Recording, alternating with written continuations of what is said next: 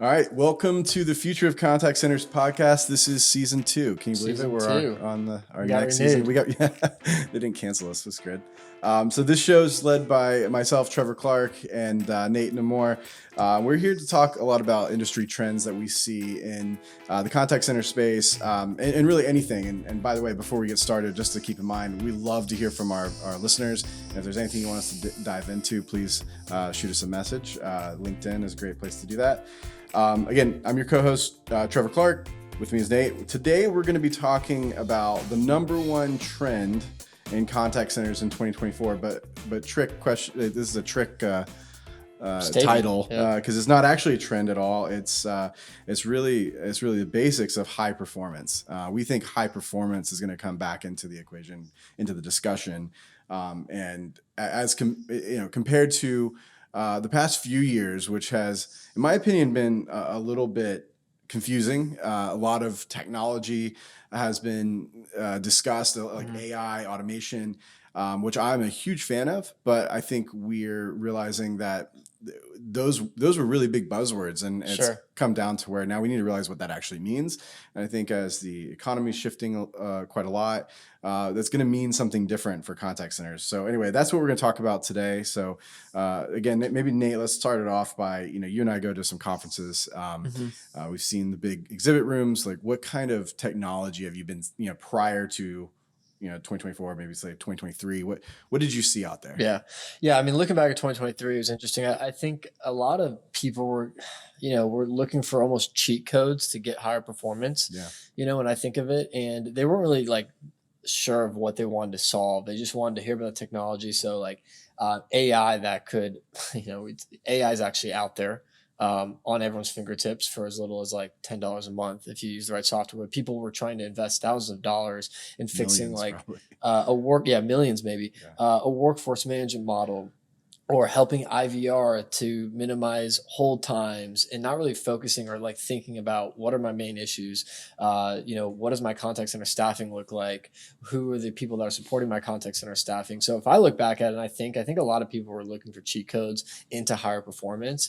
And I think that's a Band-Aid. So I don't think we're going to see that in 2024. I think the sales pitch for some of these technology companies has been very much to overpromise, in my opinion. And I mean, everyone has to go sell their product. I get it. Part of this, I think, is also the effects of a very, very free flowing capital market.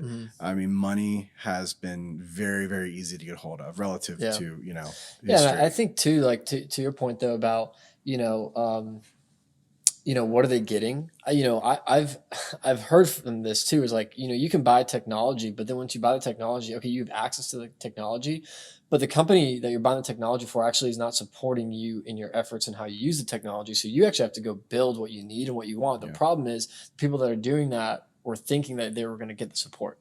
And when they bought the technology. So now you have this piece of technology that your organization actually has no idea what to look for. And I think 2024 is going to be a big year because, like you said, people spend millions of dollars on this technology, presumably. So now the decision makers and executives are going to be looking for a return on investment on that technology.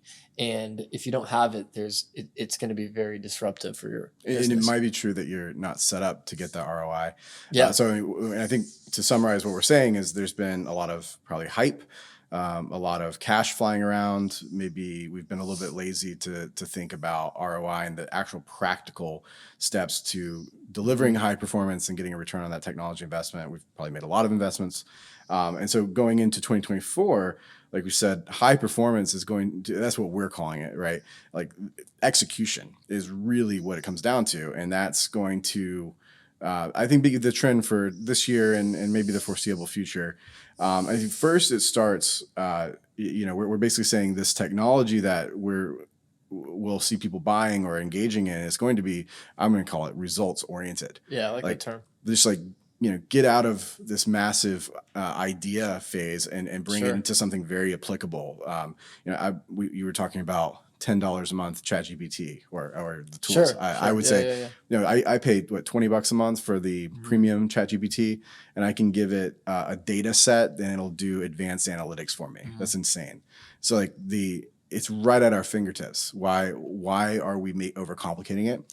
And I think a lot of the the way we're going to be successful, anybody in our industry, just roll the sleeves up and go out there and sign up for those little $20 a month platforms and try something out. Yeah. Because you can automate just about anything. Well, I think back to what we said previously, I think if you're spending millions and thousands of dollars in technology versus a monthly, $10 a month, 20 a month, you're probably going to have to put as much effort in regardless. You're going to put more because now you're dealing with teams of people that aren't really communicating clearly. And it's much easier to keep that initiative small and nimble and use the tools.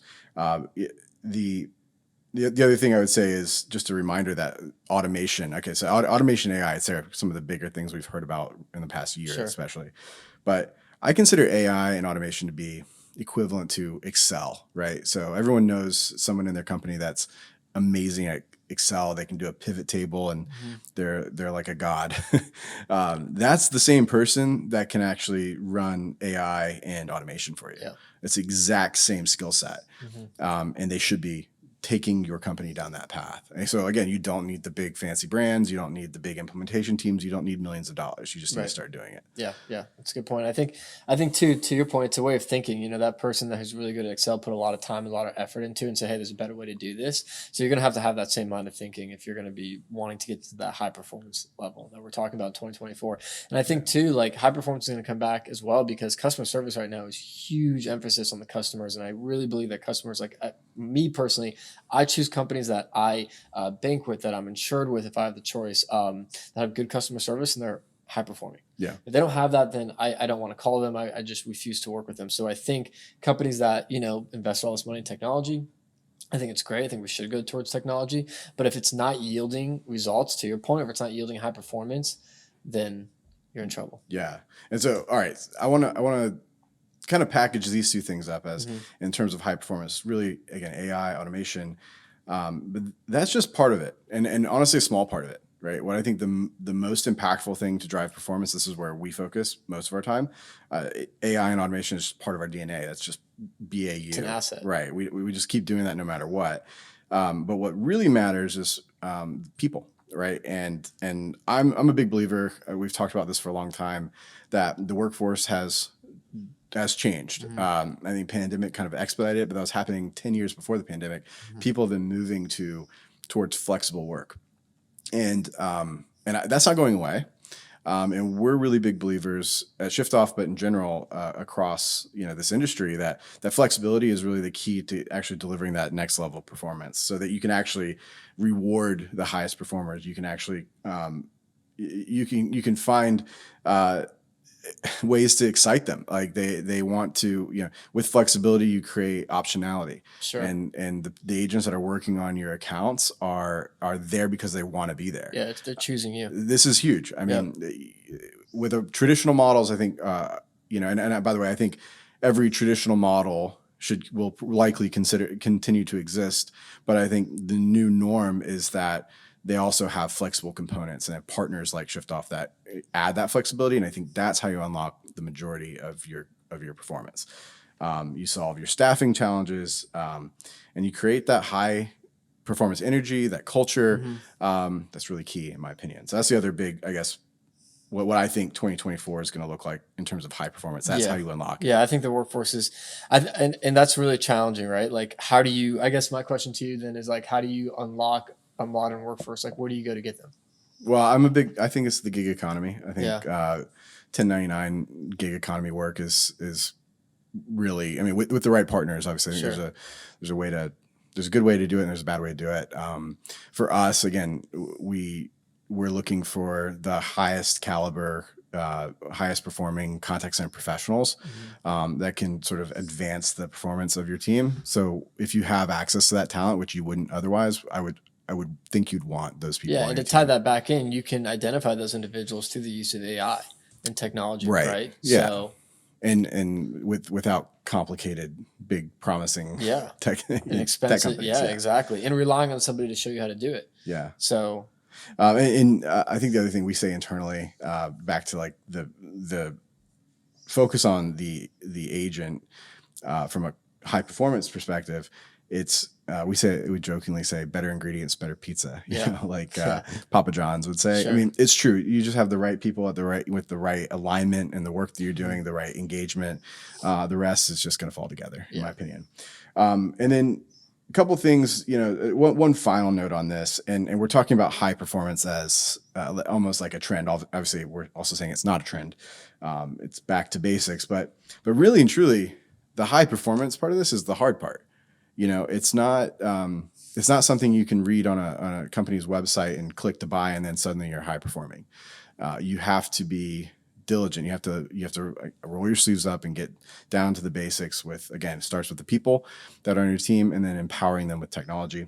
You also need expertise, in my opinion. This is really hard. Especially in a contact center space, there's a lot of nuance. And for brands that are, you know, trying to figure out themselves, I think that's great. You should, but also know when it's time to bring in expertise, that, you know, partners that can help you sort of focus on the important aspects of your business. You can't have the same solution in a different year in 2024, right? Like I think too, that's a really good thought on the expert. I mean, there's a lot of partners out there that and firms that, you know, say, you know, we have a hybrid model, or we have some people work from home, we can do both.